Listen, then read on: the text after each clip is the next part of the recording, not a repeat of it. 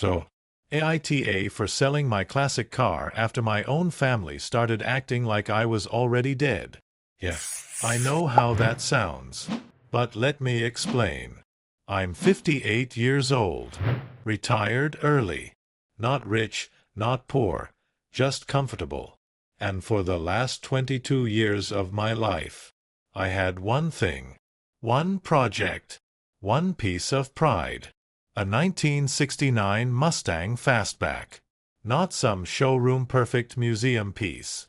No, this thing was a wreck when I got it. Rust. Missing panels. Engine barely breathing. Everyone told me it was a waste of money. My wife at the time? She laughed. My brother said I'd never finish it. Even my kids used to call it Dad's money pit. But I didn't care. Because every weekend, I was in that garage. Fixing. Restoring. Learning. Sometimes failing. But slowly, piece by piece, I brought it back to life.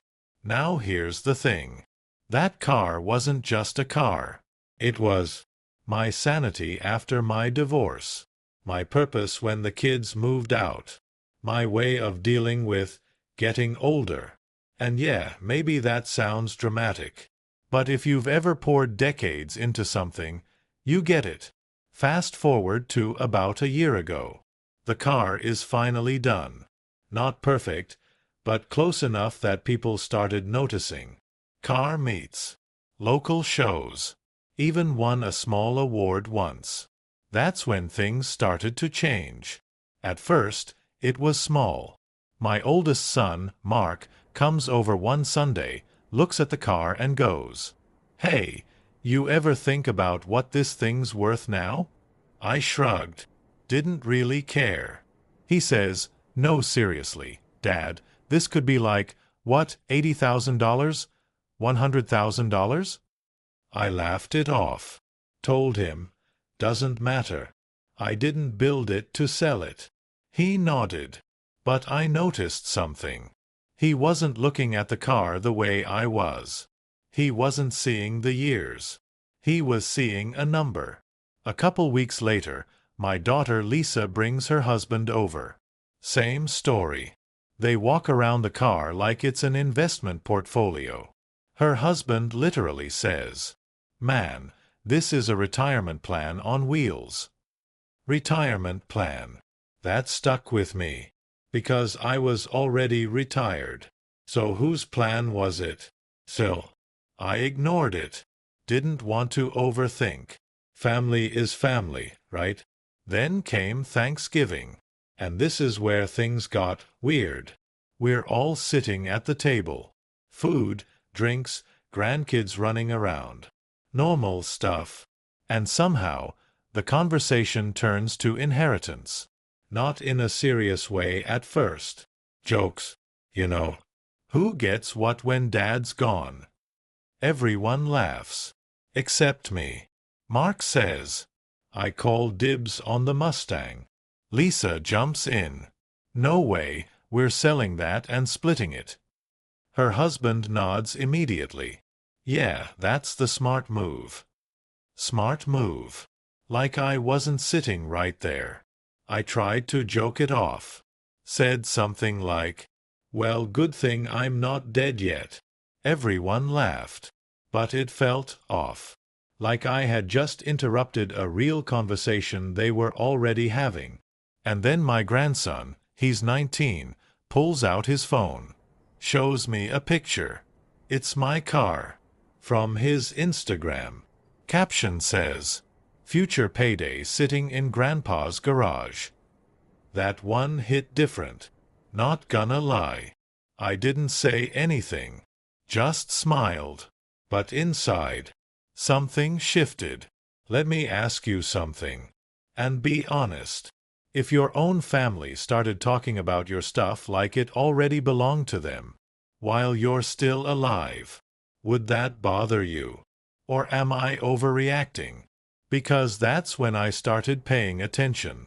And once I did, I couldn't unsee it. After Thanksgiving, I started noticing little things I would have ignored before. comments, looks. The kind of jokes people make when they're testing how much they can get away with. Mark started bringing up auction videos every time he came over. Not once in a while. Every single time. Dad, did you see that 68 went for 112 grand? Dad, prices are insane right now.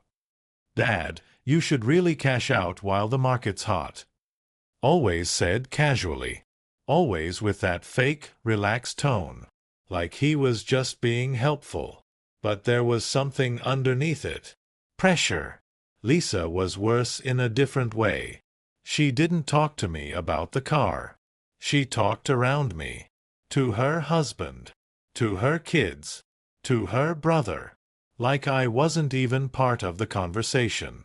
One Sunday they were all at my house for a barbecue, and I heard her say from the patio, "Well, if Dad ever does the sensible thing and sells it, he could finally help all of us a little." Help all of us. I was standing 10 feet away. I walked out and said, "Help all of you with what exactly?" The whole patio went quiet. Lisa gave me that smile people use when they know they've said something ugly and want to make you feel crazy for noticing. Oh, Dad, don't be so sensitive. I just mean, it's a valuable asset. Asset. That word again. Nobody called it my car anymore. Nobody called it my project. Nobody called it the thing I spent 22 years rebuilding with my own hands. It was an asset. A fund. A payout. A number. I said, "It's not for sale." And Lisa's husband, Brian, actually laughed. Not a big laugh. Just that little nose exhale people do when they think you're being unrealistic. "Everything's for sale," he said. I looked right at him and said, "No, not everything." He held his hands up like I was making a scene. But from that point on, I started locking the garage. Not because I thought anybody would steal it. Not yet. Just because I didn't like the feeling growing in my own house. That feeling that my family had stopped seeing me as the owner and started seeing me as the obstacle. A few weeks later, Mark asked if he could borrow the car. That had never happened before. Not once in 22 years. He said he wanted to take it to a Christmas charity event downtown. Said it would be good to show it off. I told him no. He got quiet. Then he said, "You trust strangers at car shows more than your own son?" I said, "That's not what this is." He said, "Then what is it?" What was it? It was simple. He didn't care about the car. He cared about what it represented. He'd spent years barely paying attention to it, and now suddenly he wanted to drive it around town because it had become valuable. So I said, "The answer's no." And that should have been the end of it. But it wasn't. He stood there in my garage, staring at the Mustang, then said something I still remember word for word. "You're going to die one day, Dad. You can't take it with you." Just like that. Flat. Practical. Like he was talking about lawn furniture. I felt something cold move through me. Not anger at first. Something worse. Disappointment. That deep kind that sits heavier than rage. I said, "Get out of my garage." He blinked. "Seriously? Get out." He muttered something under his breath and left. That night, I sat in the garage by myself for almost 2 hours. Didn't work on anything. Didn't even turn the lights on all the way. Just sat there looking at that car and thinking about how strange it is. How fast people can change once they start counting money that isn't theirs. Now maybe some of you are thinking, "He's your son." Maybe he was just being blunt. Maybe. But it didn't stop there. A month later, Lisa called me and asked if I could co-sign a loan for her oldest boy. My grandson, Tyler, 19. Same kid who posted "Future Payday" on Instagram. Apparently, he wanted to start some online business. Needed cash. Had bad credit already because of some finance dirt bike situation that nobody told me about until then. I said no. Not harshly. Just no. I'm retired. I'm not attaching my name to a teenager's impulsive business idea. Lisa got real quiet, then said, "Wow." That "wow" people use when they want you to know you've disappointed them. I said, "What?"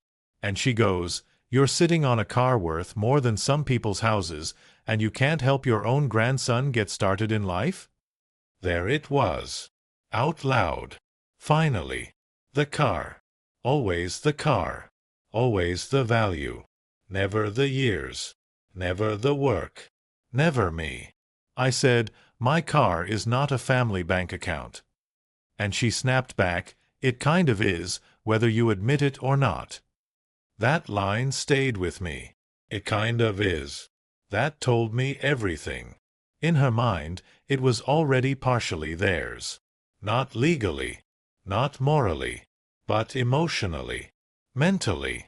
They had already spent it. I started seeing it everywhere after that. Mark sending me listings from Barrett Jackson. Brian asking weirdly specific questions about auction fees. Lisa asking if I had a plan in place for my property. My grandson Tyler asking if I'd ever let him learn how to flip cars, using the Mustang as an example. One afternoon I walked into the garage and found Tyler taking photos of the interior. Not asking. Just doing it. I said, "What are you doing?" He grinned and said, "Just showing a buddy. He's into classics." I held my hand out. "Phone." He laughed like I was kidding. I wasn't.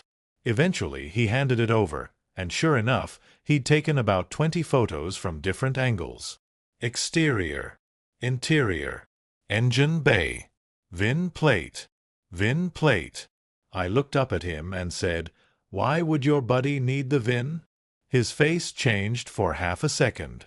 Just enough. Then he shrugged. "I dunno." He asked. I deleted every photo and handed the phone back. Then I told him to leave. He called me paranoid. Maybe I was. But tell me this. Why does a 19-year-old kid need detailed photos and a VIN number for a car that doesn't belong to him? Exactly. By then I'd started keeping a small notebook. Nothing dramatic. Just dates. Comments. Things people said. Who asked what. When they asked. Mostly for myself, because I started feeling like I was living in one of those situations where if you don't write things down, everyone slowly convinces you that what happened didn't happen. You ever have that? Where people chip away at your reality so gently that you start questioning your own memory. That was me. So I wrote everything down. Thanksgiving inheritance jokes. Mark asking to borrow the car. You're going to die one day. Lisa calling the car a family bank account. Tyler photographing the VIN. Just facts. And the more I wrote, the uglier the pattern looked. Then came the dinner that really changed everything. Lisa invited everybody over for her birthday. I almost didn't go. But I thought, no, don't be that guy. Don't isolate. Don't feed the narrative that you're bitter. So I went. Everything was fine for the first hour. Food, cake, grandkids running around, TV on in the background. Then Brian starts talking about estate planning. Not to me. At me. Talking about how smart families handle wealth early. How avoiding probate saves everybody trouble. How older parents should put things in writing before things get messy. Again, while I'm sitting right there. Finally I said, "If you have something to say to me, Brian, say it to me." He smiles that smug little smile and says, "I'm just saying a lot of families fall apart because nobody knows who gets what." And Mark jumps in, "Yeah, honestly, Dad, you should decide what happens with the Mustang. Otherwise, it's just gonna cause problems." Cause problems. That made me laugh. Not because it was funny. because the problem was already sitting at the table. I said, there wouldn't be a problem if everybody stopped treating my belongings like a future scratch-off ticket. Nobody liked that. Lisa said I was being dramatic. Mark said I was making accusations. Brian said, come on, nobody's trying to rob you. And Tyler, this kid, this child, leans back in his chair and says, it's not like you even drive it that much. The whole table went still, because underneath that sentence was the real idea they'd all been dancing around. You're old. You don't need it. You should turn it into something useful for the rest of us. I looked at Tyler and said, that car is useful to me. And he shrugged. Then he said, how? Not mean. Not even emotional. Just dismissive. Like he truly could not imagine a world where something had value beyond money. And that's when I realized something that hurt more than I expected. This wasn't just greed. It was contempt. They thought my attachment to the car was foolish, sentimental, outdated. An old man clinging to a toy instead of turning it into cash for the people who still had real lives ahead of them. I stood up, put my napkin on the table, and said, "Happy birthday, Lisa." Then I left. On the drive home, I kept replaying Tyler's question. Oh, how is it useful to you? And maybe that's the divide right there. Some people only understand utility in dollars. They understand what a thing can buy. They don't understand what a thing can hold. That Mustang held the years after my divorce when the house felt too quiet. It held the Saturdays when I didn't know what to do with loneliness. It held the memory of teaching myself bodywork because I couldn't afford to pay someone else. It held the late nights, the busted knuckles, the first time the engine turned over clean after months of work. It held proof that I could still build something beautiful with my own hands long after most people had decided I was on the downhill side of life. That's what it was useful for. But try explaining that to people who are already calculating auction estimates over birthday cake. 3 days after Lisa's birthday dinner, Mark showed up at my place unannounced. That wasn't unusual in itself, but the way he acted was too friendly, too casual. The kind of friendly people get when they're trying to smooth something over before they ask for something. He brought coffee, asked how I was doing, talked about football. Then finally, after circling for 15 minutes, he said, "You still mad about the other night?" I said, "I'm not mad. I just see things more clearly now." He frowned like he didn't know what I meant. I didn't explain. Then he says, "Look, Dad, everybody's just trying to think practically. That's all. Practically. That word again." I said, "Whose practicality are we talking about? Mine or yours?" He sighed. "See? This is what I mean. You take everything personally." Personally. Yes, Mark. When my family discusses my property like vultures circling a roadkill deer, I do tend to take that personally. Instead, I just said, "Do you need something?" And there it was. Always. He needed something. His HVAC business had hit a rough patch. A couple of commercial jobs got delayed. Cash flow issues. Payroll stress. He didn't ask me for a direct loan. Not exactly. He asked whether I'd consider leveraging the car. I stared at him. He kept talking. Home equity line. Collector car loan. Temporary bridge money. He had clearly rehearsed all of it. I said, "You want me to borrow against my car to fund your business?" He said, "Temporarily." I said, "No." He looked annoyed immediately, like I'd violated some invisible agreement. "You didn't even think about it." I thought about it for exactly as long as it deserved. His jaw tightened. Must be nice to have that luxury. That line did it. That line flipped a switch for me. Because I had spent decades working overtime, missing weekends, scraping together money for parts, doing extra shifts after the divorce, stretching every dollar to keep that car project alive without shorting my responsibilities. Luxury. No. That car existed because I denied myself luxuries for 22 years. I said, "You know what, Mark? The reason I have things is because I didn't treat other people like piggy banks every time life got hard." He stood up so fast his chair scraped the floor. "Wow. So that's what you think of me?" I said nothing. Because yes, at that moment, that is exactly what I thought of him. He left angry. Coffee untouched. Door shut hard enough to shake the frame. And after he was gone, I felt sick.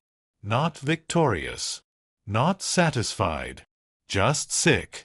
Because once you see your own kids clearly in a bad light, it does something to you. People talk about betrayal like it's explosive. Sometimes it isn't. Sometimes it's quiet. A slow, heavy realization that the people you love are not who you kept telling yourself they were. That night, I got the text message by accident. At least I think it was an accident. Mark sent me something clearly meant for someone else.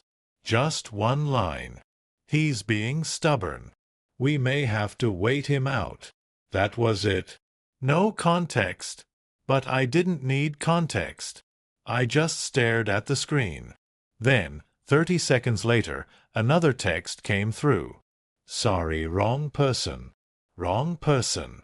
Right truth." I sat there for a long time with the phone in my hand.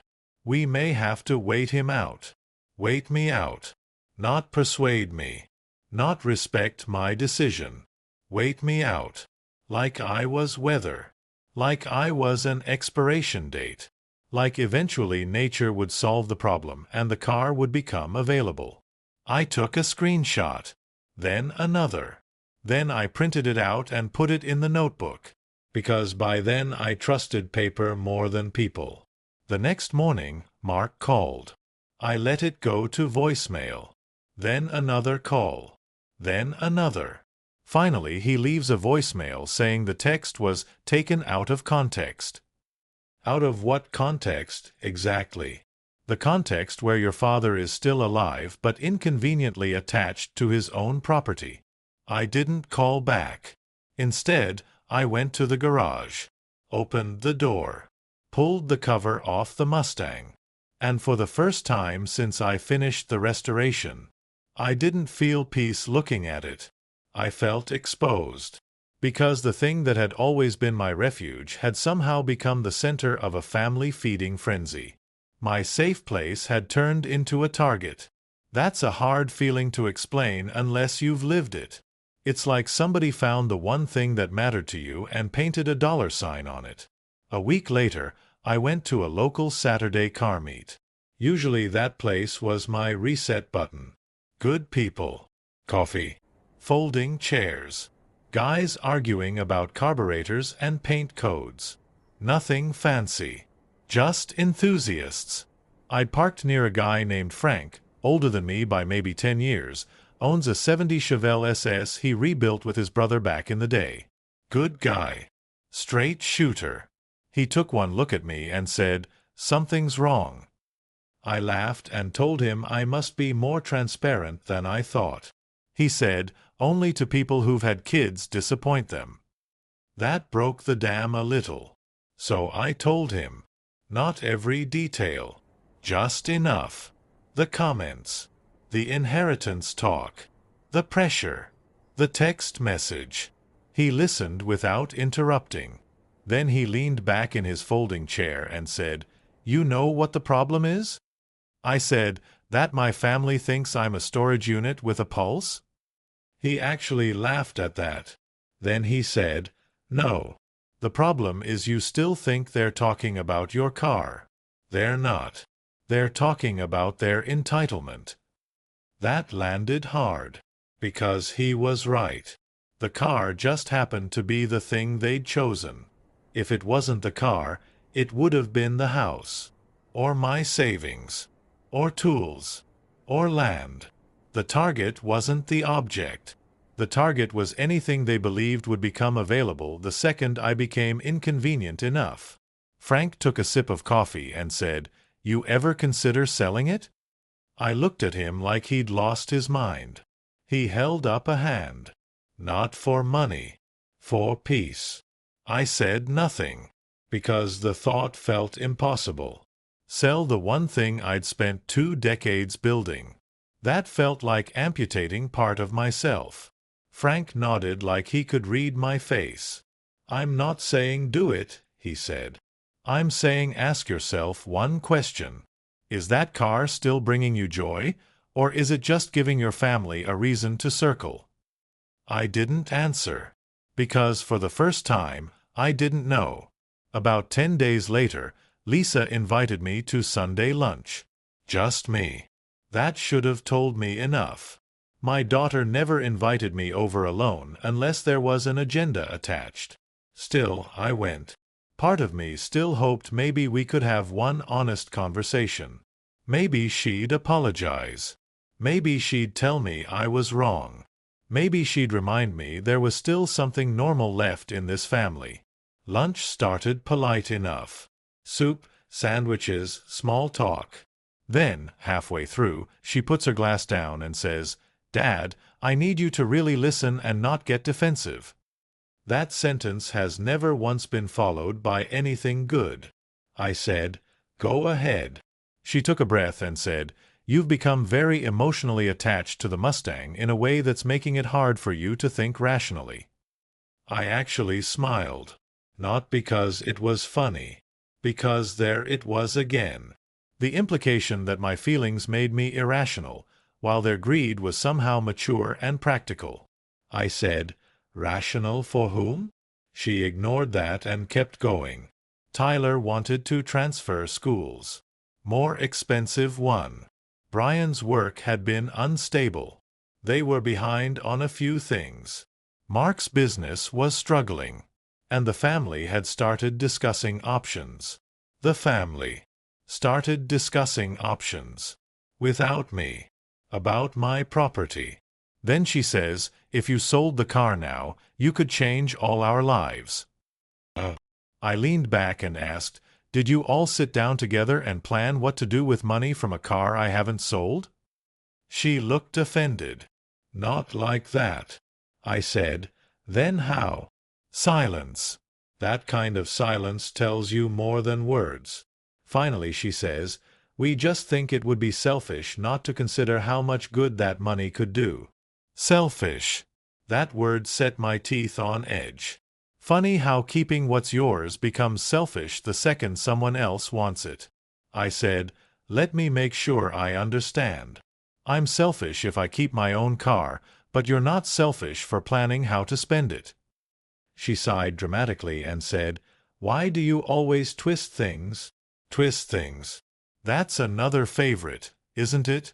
When somebody says exactly what you mean back to you, and suddenly you're twisting it. I stood up. Not angry. Not yelling. Just done. Then Lisa said the thing that ended whatever hope I still had. She said, "Dad, none of us are asking for all of it. We're just saying if you really loved your family, you wouldn't keep holding on to a car like it matters more than us." There it was. The emotional blackmail. Classic move. Make the object symbolic, then force the choice. If you keep the car, you are choosing the car over family. Except that wasn't true. They were the ones making it a competition. I said, "This was never between the car and family. It became that when you all decided my love for you should be measured in liquidation value." Then I left. She cried. Or pretended to. At that point I couldn't tell anymore. That night I couldn't sleep. So around midnight I got up, made coffee, and sat at the kitchen table with the notebook. Started reading back through everything I'd written. Comments. Dates. Texts. Requests. Arguments. Patterns.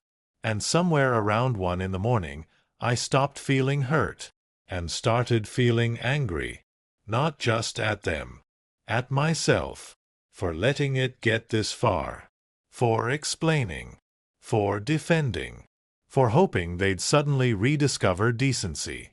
The truth was they had already spent that money in their heads. Mark had spent it on payroll. Lisa had spent it on tuition. Brian had spent it on whatever Brian spent money on. Tyler had spent it before I was even cold. And as long as that car stayed in my garage, the fantasy stayed alive. I was never going to get peace from people who believed my refusal was temporary. The next morning I called Frank. He picked up on the second ring. I said, if a man wanted to sell a car quietly to someone who'd actually appreciate it, where would he start? He didn't act surprised. Didn't say, I knew it. Didn't give me some speech. He just said, I know a guy. Of course he did. Guys like Frank always know a guy. His name was Walter. 72. Retired machinist. Collector, but not one of those showboat collectors who buys cars like stocks. He had 3 restored classics, all driven regularly, all immaculate, and every one of them had a story. Frank set up a meeting for the following Saturday. I almost canceled 3 times. But I went. Walter showed up in an old denim jacket and work boots, walked around the Mustang slowly, didn't touch anything until he asked permission, and when I opened the hood, he didn't say, "What's it worth?" He said, "How many years?" I said, 22. He nodded like that meant something sacred. Because to the right person, it does. He asked about the paint. The engine. The parts one had trouble finding. He noticed the details my family never even knew existed. At one point he ran a finger near a weld under the frame and said, "You did this yourself?" Not a question. A recognition. I said, "Yeah." He smiled and said, "That's honest work." I can't explain how much that meant after months of hearing the car discussed like a casino chip. We talked for almost 2 hours. Not once did he pressure me. Not once did he act like he was doing me a favor. At the end he said, "If you ever decide to let it go, I'll give it a good home. If not, I still enjoyed meeting both of you. Both of you." He meant me and the car. And somehow that felt more respectful than anything my family had said in a year. For the next week, I wrestled with it. Sell. Don't sell. Keep it. Protect it. Move it. Hide it. Every option felt like losing something. Then Thursday night happened. That's the night I realized this had gone beyond comments and entitlement. That's the night I came home from dinner with an old coworker and found my garage door open. I know I closed it. I always close it. Always. The overhead light was on. My stomach dropped so hard I thought I might actually get sick. I pulled into the driveway, got out, and walked fast. The Mustang was still there. But the driver's side door was open. And there were footprints on the garage floor from wet shoes. I stood there frozen for a second. Then I looked around. Nothing obvious missing. Tool chest closed. Cabinets shut. Car still in place. But someone had been inside. Someone had opened the door. Someone had sat in the driver's seat. And on the workbench, next to a rag and a socket set, was Tyler's baseball cap. The one with the stupid stitched logo he wore everywhere. He must have dropped it and not noticed. I picked it up and just stared at it. I wasn't even shocked. That's the worst part. A few months earlier I would have been stunned. No. Now it felt inevitable. I locked the garage. Locked the side door. Took the cap inside. Then I called Lisa. No answer. So I called Tyler. He picked up on the 4th ring, sounding nervous before I even said a word. I said, "Why was your hat in my garage?" Silence. Then, "I don't know." I said, "Try again." Long pause. Then he goes, "I just stopped by." Stopped by. Into my locked garage. At night. Without permission. I said, "How did you get in?" Another pause. Then I had the keypad code. I closed my eyes. The keypad code. A code I'd given the family years ago for emergencies. A medical issue. Storm damage. Real emergencies. Not curiosity tours of my car. I asked, "Were you alone?" He said yes too fast. Which means no. I said, "Did you touch the car?" He said, "I just sat in it." Just sat in it. Like that made it better. Like unauthorized access to my garage and my car was acceptable as long as he only violated one boundary at a time. I told him, "You are never entering my property again without permission." And this kid, this boy, actually said, "Grandpa, relax. It's going to be mine someday anyway." I wish I were making that up. I truly do. But that's what he said. It's going to be mine someday anyway. I hung up. Didn't trust myself to speak. Then I walked straight back outside, opened the keypad panel, and changed the code. Standing there in the cold, hands shaking, I realized something simple and ugly. As long as the Mustang stayed in my garage, these people would keep crossing lines. Because they no longer saw lines. They saw a waiting period. The next morning, I called Walter. I said, "If your offer still stands, I'm ready to talk." He didn't sound excited. Didn't pounce. He just said, "All right. You want to come by and see where she'd live." That caught me off guard. I said, "Excuse me?" He said, "If you're letting go of a car like that, you should know where she's going." I almost laughed.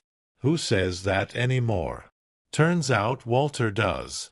So I drove over. His garage was spotless without feeling sterile. Tools organized. Soft old radio playing. A '67 Corvette on one side, a '72 C10 on the other, and one open bay in the middle with fresh mats on the floor like he'd already made space. He walked me around, showed me his setup, his climate control, his maintenance logs. He even showed me a binder where he kept service records and restoration notes for every car he owned. That's when I knew. Not because he could afford the Mustang. Because he could respect it. Those are not the same thing. We talked numbers. He made a fair offer. A strong one, actually. Not some lowball, cash today nonsense. Real money. More than enough to make anybody greedy. And yes, I thought about my family when he said the number. Not because I planned to give it to them. Because I realized if they ever found out before the sale, they'd descend like locusts. So I told Walter I needed one condition. Strict privacy until the car was gone. No social media. No trailer showing up at my place in broad daylight. No loose talk at meets. He understood immediately. We scheduled the transfer for the following Tuesday morning. Early. Quiet. Simple. And the entire weekend leading up to it, I felt like I was carrying a secret bomb in my chest. Part grief. Part relief. Part guilt. Because even though I knew why I was doing it, part of me still felt like I was surrendering something I never should have had to surrender. That's the part people don't understand about being forced into a decision. Even when it's the right move, it can still feel like theft. Monday night, Mark called again. I almost ignored it. But something in me wanted to hear what he'd say now. So I answered. He sounded weirdly upbeat. Said he'd been thinking. Said we should clear the air. Then he asks if he can come by tomorrow morning. Tomorrow morning. Of all mornings. I said no. He asked why. I said I had plans. He goes, "What kind of plans?" I said, "My own." He got irritated immediately. Then he says, "This family can't keep tiptoeing around you because of that car." That car.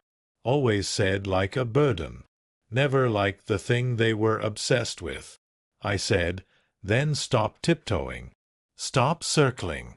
Stop counting. He sighed and said, Dad, I'm trying to help you make smart choices. I said, No, Mark. You're trying to survive your own bad choices with my property. Silence. Then he said very coldly, You know, one day you're going to need us. There it was. Not love. Not concern. A threat wrapped in future tense. One day you're going to need us. Meaning, be careful how independent you act while you still can. I said, if that day comes, I'll remember this conversation. Then I hung up. And that was the last conversation I had with my son before the sale. Tuesday morning, 6:15 a.m., Walter arrived with an enclosed trailer. No drama. No crowd. No spectacle. Just two men who understood what the moment meant for different reasons. I drove the Mustang up into the trailer myself. Slowly. Carefully. The engine sounded exactly the way it always had. Steady. Strong. Familiar. And when I turned it off inside that trailer, the silence hit me harder than I expected. Walter didn't rush me. Didn't fill the air with nonsense. He just stood back. Gave me space. I put my hand on the roof one last time and thought about all those years. Every winter part order. Every summer evening. Every scraped knuckle. Every lonely Saturday made bearable by having something worth building. I'm not ashamed to say my eyes got wet. You don't spend 22 years making something and walk away smiling like you just sold a lawnmower. Walter handed me an envelope with the paperwork and bank confirmation. Everything clean. Everything official. Then he said, You're welcome to visit any time, if that would make it easier. That nearly broke me. Because after months of hearing my own family talk like scavengers, here was a near stranger showing me more grace than any of them had managed. I thanked him. Trailer doors closed. He drove away. And I stood in my driveway staring at an empty garage. The outline where the Mustang used to sit looked almost ghostly. You ever move a piece of furniture and realize how much of the room it held, even when you weren't looking at it? That's what it felt like. Only worse. Much worse. Because furniture doesn't carry 22 years of your life with it when it leaves. I went inside. Made coffee. Sat at the kitchen table. And for the first time in months, I felt something I hadn't expected. Peace. Not happiness. Not yet. But peace. The circling was over. The target was gone. There was nothing left for them to count. No waiting me out. No future payday in the garage. No fantasy check hanging over every family dinner. Whatever happened next, at least it would finally be about the truth. Not the car. The truth. And I didn't have to wait long. At 10:40 that morning, Tyler posted a photo on Instagram. An old photo of the Mustang from my driveway. Caption: Miss this beauty. Can't wait till it stays in the family. A few people commented with fire emojis and stuff like future heirloom. One of his friends wrote, You inheriting that? And Tyler replied, Basically. That one word did more for me than anything else. Because now I had proof in public of the mindset I'd been dealing with in private. I screenshotted that too. Notebook mentality never leaves you once people teach you you'll need receipts. At 12:12 p.m., Mark called. At 12:14, Lisa called. At 12:18, Brian texted. Did you move the car? So somehow, somebody had already noticed. Maybe one of the neighbors. Maybe Tyler stopped by. Maybe family gossip works faster than fiber internet. I ignored all of it. For exactly 3 hours. Then the storm arrived. At 3:27 p.m., somebody started pounding on my front door. Not knocking. Pounding. I opened it, and there stood Mark and Lisa. No hello. No how are you. Lisa pushed past me before I even finished opening the door and said, "Where is it?" I said, "Good afternoon to you too." Mark's face was tight, red, already halfway to shouting. "Did you sell the car?" I looked at both of them and said, "Yes. Just yes. Come. Flat. True." For a second, neither of them moved. Like maybe the word itself didn't compute.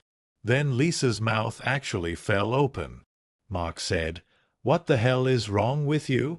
That was his first sentence. Not why. Not are you okay. Not was this hard. What the hell is wrong with you? I said, "A lot less than what's wrong with both of you." That didn't help. Lisa started immediately. "How could you do this without even talking to us?" Without talking to us. That one almost made me laugh again. I said, "Because it wasn't your decision." She threw her hands up. "That's insane. It affects the whole family." I said, "No. It affects the people who had plans for money that never belonged to them." Mark took a step closer. "You sold a family heirloom." No. Let's stop right there. It was not a family heirloom. It was a rusted shell I bought with my own money, restored with my own labor, maintained with my own time, insured in my own name, housed in my own garage. A family heirloom, my ass. I said exactly that, minus the last two words. Mark snapped, "You know what I mean." I said, "No, I know exactly what you mean. You mean you all had expectations." Lisa started crying then. Real tears, I think. But not grief. Anger tears. The kind people cry when reality stops cooperating with their entitlement. She said, "You don't care about us at all." And there it was again. The script. "If I do not liquidate for you, I do not love you." I walked into the kitchen, opened a drawer, and took out the printed screenshot of Mark's text. "He's being stubborn. We may have to wait him out." I handed it to him. He read it and went pale. Lisa grabbed it from him and read it too. Then silence. Beautiful silence. I said, "You were saying?" Mark stammered something about context. I said, "I'm sure there's a magical context where that sentence makes you sound like a loving son." Nothing. So I kept going. I brought out the notebook, set it on the table, opened it. Read entries. Thanksgiving jokes. Loan pressure. Family bank account. VIN photos. Garage entry. It's going to be mine someday anyway. Every line. Every date. Every ugly little moment they thought would evaporate into family fog. By the time I finished, Lisa was crying harder, and Mark looked like he wanted to break something. Good. Let him feel cornered for once. I said, "You all spent the last year teaching me exactly how you see me." So I made a decision accordingly. Mark slammed his palm on the table and shouted, "You punished all of us because of a few comments?" I shouted back for the first time. "A few comments? You waited for me like I was a delayed inheritance." That shut him up. At least for a second. Then he said something that I'll never forget because it was the first truly honest sentence that came out of his mouth. He said, "You could have changed everything for all of us. Not, you hurt us. Not, we made mistakes. Not, we're sorry. You could have changed everything for all of us. Money. Always money." That was the center of the truth. I looked at him and said, "And you could have left me one thing in this world without trying to divide it up before I was gone." Nobody had anything to say to that. Because there is no defense. Not a real one. Not for treating someone like a problem waiting to become an asset. They left furious. Lisa called me cruel. Mark called me paranoid and vindictive. Brian sent a 3-paragraph text about how I'd fractured the family beyond repair. I read it twice, mainly for the irony. Then I blocked his number. Not because I was overwhelmed. Because I was done receiving lectures from a man who had never built a damn thing in my house except expectations. By evening, the wider family had heard. My sister called first. Then my ex-wife, somehow. Then a cousin I hadn't heard from in 8 months texted me to say, maybe that was a little extreme? Funny how the people who never lifted a finger to protect your peace are always available to critique how you defended it. I told them all the same thing. You are hearing the aftermath, not the months that caused it. That usually quieted them down. Usually. Then came the social media phase. Because apparently no modern family collapse is complete without one. Lisa posted some vague quote about people choosing possessions over people. Mark posted something about watching the generation above you preach family values while acting out of spite. Tyler, unbelievably, posted a black screen with the caption, "Some people would rather strangers enjoy family history than let their own blood benefit." Family history. From the kid who tried to photograph my VIN and snuck into my garage at night. I didn't respond publicly. Not once. But I saved everything. Not to build a case. Just to remind myself later that I had not imagined the scale of it. Because when you're in the middle of something like this, you can still wobble. You can still think maybe I overdid it. Maybe I should have waited. Maybe I should have handled it gently. And then somebody posts a sentence proving they still don't get it at all, and clarity comes back like cold water. That night, I sat alone in the empty garage. No car. Just the smell of oil, old rubber, metal, dust. The shape of absence. And I asked myself the question I knew everybody else was already asking. Did I sell it to protect my peace? Or did I sell it to punish them? I won't lie to you. The honest answer is probably both. Mostly peace. But not entirely. There was absolutely a part of me that wanted them to feel the consequences of assuming access. Of speaking too soon. Of counting money before it existed. I'm not a saint. I'm just a man who got tired of being treated like a temporary obstacle to other people's plans. So yes, maybe there was punishment in it. But tell me this. When someone repeatedly reaches for something that isn't theirs, and you finally remove access, is that revenge? Or is it just a boundary they ignored too long? That was the question sitting with me in that empty garage. And I still didn't know the answer. 3 days after the sale, I got a knock on the door. This time it wasn't pounding. Just one steady knock. It was Tyler. Alone. Hands in his pockets. Baseball cap gone. Looking younger than usual without the swagger. I almost didn't let him in. But I did.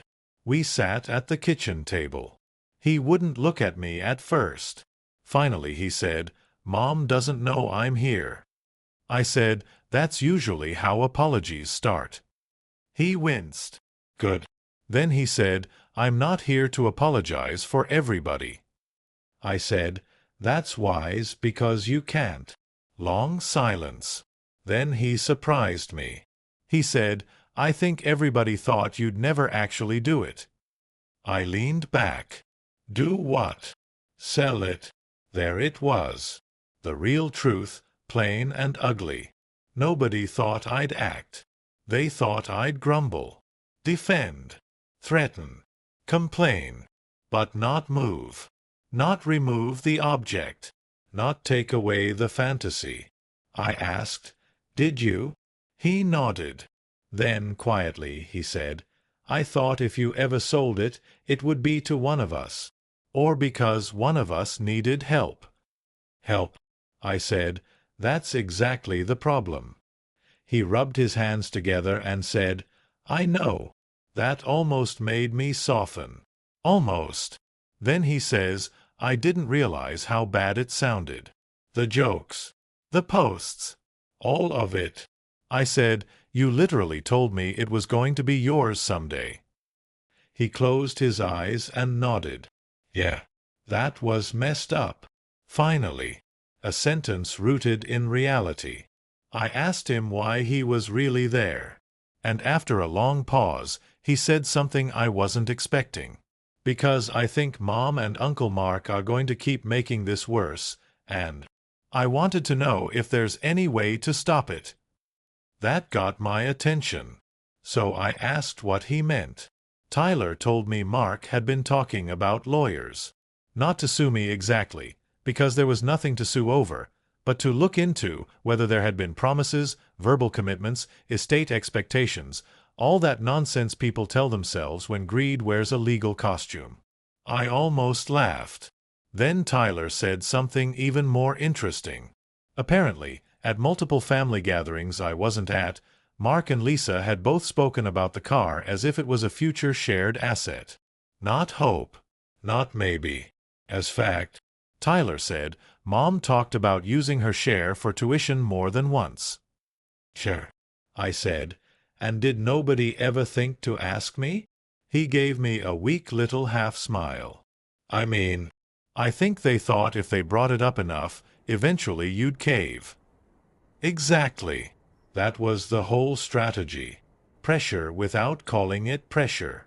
Entitlement without admitting it. Grief in advance for money that didn't exist. Tyler looked genuinely embarrassed then.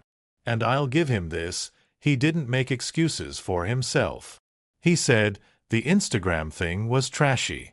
I know that now. I said, "Do you know why it was trashy?" He thought for a second and said, "Because I was talking like I already owned something you worked your whole life on." That was the best sentence anybody in my family had said in months. So I nodded. And for the first time since all this started, I felt something close to hope. Not trust. Not forgiveness. But maybe the tiniest crack where accountability could begin. Before he left, Tyler asked me one last question. "Did you at least sell it to somebody who'll take care of it?" And that question mattered. Because if he'd asked what you got for it, we'd have been done right there. Instead, I said, "Yeah, I did." He nodded. Then he said, "Good," and left. I stood at the door watching him go, thinking maybe age doesn't automatically make people wiser. But sometimes losing something teaches a lesson nothing else can. Here's something nobody warns you about. When people believe you've been sitting on a pile of money, and then that money becomes real, they get even uglier. Because now it's no longer fantasy. Now it's liquid. Now it can be assigned, requested, manipulated, guilt out of you, borrowed, temporarily shared, or morally claimed. And sure enough, within a week, the conversation shifted. They stopped arguing about the car. They started arguing about the money. I never told anyone the amount. Not a single soul in the family. Walter knew. My bank knew. That was it. But people estimate. People gossip. People inflate. And soon enough, rumors were flying. Tyler texted once to say he'd heard I got at least 120. No idea where that number came from. Another cousin apparently heard 150. Brian, according to my sister, was telling people I had cashed out a six-figure investment. Investment. Again with the language. Like I'd parked money in a vault instead of spending 2 decades building something. Then Mark sent me the email. Not a text. An email. Which means he'd sat down and thought it through. Subject line, "A way forward." That should have warned me. He wrote 3 full paragraphs about healing, family, misunderstandings, stress, communication, and how this doesn't have to define us. Then, in paragraph 4, came the ask. Alone. Structured, of course. Formal. He'd even included proposed repayment terms. Apparently, if you put greed in bullet points, some people think it becomes reasonable. I wrote back exactly one sentence. Using the proceeds of a sale you pressured me toward is not a path to healing. Then I blocked his email too. Lisa came at it differently. She didn't ask directly. She sent me a photo of Tyler's college acceptance packet laid out on the table. No words at first. Just the picture. Then another text. Proud of him. Just wish we could make it work. That one almost impressed me. Manipulative, but polished. I replied, "You should have thought about that before teaching him my garage was his future." No answer after that. Around this time, a few people started asking if I regretted it. Neighbors, car guys, one old friend from work. And the answer depended on the hour. Some mornings I missed the Mustang so much it felt like somebody had taken a room out of my house. Other times I felt 10 pounds lighter. Like I could finally breathe in my own life again. But the deepest relief came from one simple fact. Nobody was dropping by to just look at it anymore. Nobody was sending me auction videos. Nobody was trying to borrow it, photograph it, sit in it, discuss it, assign it, divide it, forecast it, or emotionally invoice me for it. The obsession proved it had never been about me. Because the moment the object was gone, so was their performative interest in my hobby. Not one of them asked how I was handling the loss. Not one. They only cared about the aftermath. That tells you everything. Then, about 2 weeks later, I got a letter in the mail from Mark. An actual physical letter. Handwritten. For a second I thought maybe, finally, we were getting somewhere honest. Maybe he'd slowed down enough to say what needed saying. He started okay. Said he was angry. Said he felt blindsided. Said he now understood some of why I'd done it. Progress, I thought. Then halfway through, he ruined it. He wrote, "I just wish you'd trusted us enough to let the family benefit from at least part of what you knew that car was worth." There it is. Always the same center of gravity. Benefit. Worth. Part. The language changes, but the entitlement survives. He could understand my feelings and still land on the conclusion that they deserved a cut. That's when I knew the problem wasn't a misunderstanding. It was worldview. They truly believed that parenthood comes with some eventual surrender clause. That if you're the older generation and you have something valuable, keeping it requires justification, but wanting it does not. That's poison. And it's more common than people admit. I didn't answer the letter. Instead, I took a drive out to Walter's place. I'd been invited, and I needed to see the car. Needed to know I hadn't sent it into a void. Walter had it parked in the center bay, polished, covered halfway, radio on low. When he saw me, he smiled and said, "I figured you'd stop by eventually." I said, "I wasn't sure if I should." He shrugged. Sometimes checking on something matters. He'd already put maybe 40 miles on it. Not abusing it. Driving it. Letting it live. He handed me the keys and said, "Take her around the block." I looked at him and said, "Seriously?" He said, "You built it. Least I can do." So I did. Just around the back roads for 15 minutes. And I'll tell you something strange. It didn't feel like betrayal. It felt like closure. Because the car was still what it had always been. It hadn't changed. Only the people around it had. When I got back, Walter and I sat in the garage and drank bad coffee from a thermos, and I told him more of the story. He listened, then said, "You didn't sell the car because you stopped loving it. You sold it because other people stopped respecting what loving it meant." That's maybe the cleanest explanation anybody's given me. And hearing it out loud took some of the weight off my chest. Not all of it, but enough. About a month later, my sister convinced me to come to a family dinner. "Neutral ground," she said. "Just food," she said. "People want to move on," she said. That should have been my clue to stay home. But I went. Partly because I was tired of hiding from the version of me they were building in their heads. Partly because I wanted to see, with my own eyes, whether anybody had actually learned anything. Dinner started stiff but civil. No open attacks. No car talk. No money talk. A miracle. Until dessert. Because in every family disaster, there's always a dessert turn. That's when Lisa's husband Brian, who had somehow managed to stay quiet for almost 90 minutes, decided to open his mouth. He said, "I think the real issue here is that none of us knew how serious he was." He. Not Dad. Not your father. Not even by my name. He. Like I was a case study at the far end of the table. Mark nodded and said, "Yeah.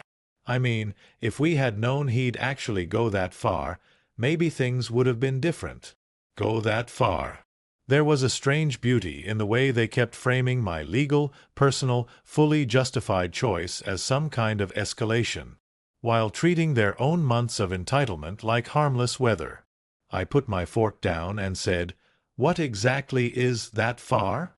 Nobody answered. So I did. Selling my own car? The one none of you built, maintained, insured, or respected. Is that the extreme part? Brian said. No one's saying you didn't have the right. I cut him off. Then what are you saying? And that's when something finally happened that I'd been waiting for.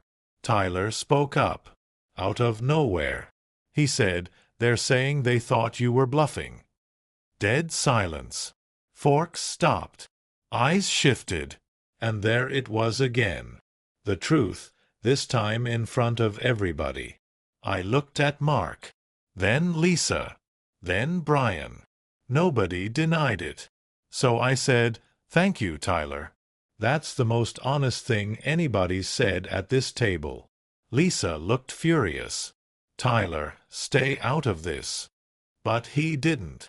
He said, "No, Mom. You guys talked about that car like it was already sold for like a year." She turned bright red. Mark said, "That's not fair." Tyler laughed once, a short, bitter laugh. "It is fair. You did." Then he looked at me and said, "I did too. I was wrong." Now listen, one awkward apology from a 19-year-old doesn't fix a family. But in that moment, his willingness to tell the truth did more than all the adult damage control combined. Because once someone says it plainly, the whole illusion collapses. No more miscommunication. No more, "You're sensitive."